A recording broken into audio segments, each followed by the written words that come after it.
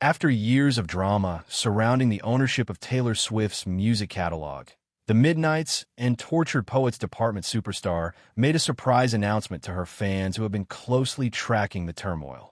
In a stunning business move, Swift bought back her first 6 albums.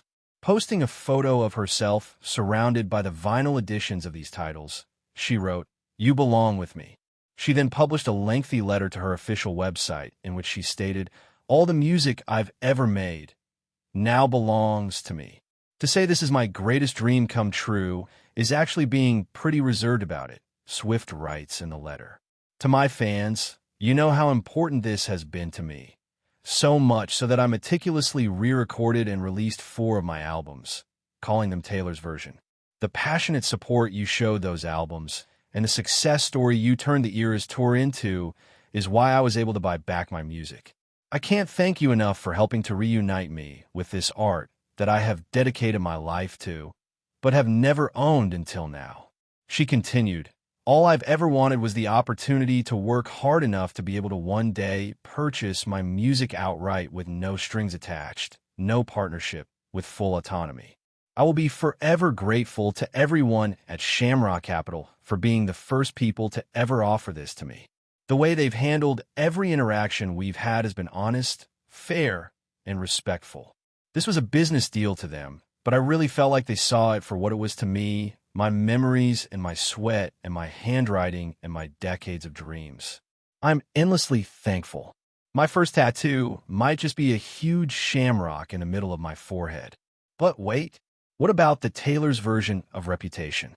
Swift released her re-recording of the Revenge track to that album, Look What You Made Me Do, as part of the final season of The Handmaid's Tale. Is the rest of it now finished? Swift has an answer for that, too. "Full transparency, I haven't even re-recorded a quarter of it," she writes.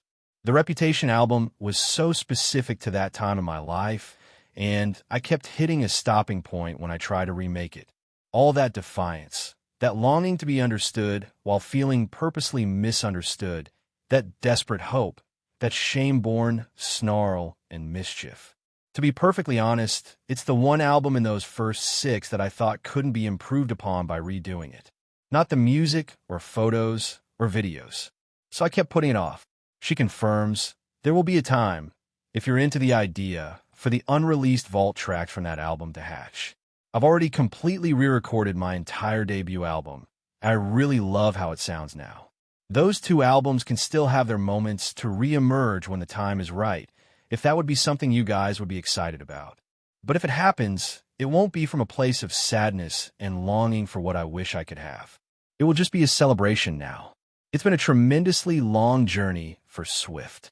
The rights to her discography were first sold against her will by Big Machine Records in 2019, which then prompted her to issue re-recordings of those albums. But she never lost sight of her main goal, which was to reclaim ownership of her own work. Her announcement today confirms she purchased her earlier albums from the current rights holders at Shamrock Capital for an undisclosed sum. Variety reports it's upwards of 9 figures. The New York Post, when first signaling the news last week, cited an amount between $600 million to $1 billion, though there are conflicting reports.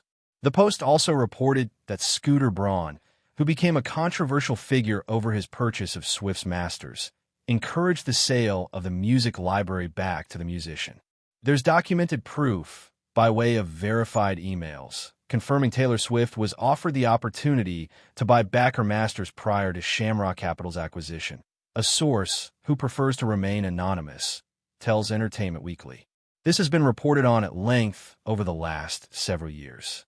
The 2024 Hulu documentary showcases both sides of this story, and even includes emails from Scooter offering the sale of her masters.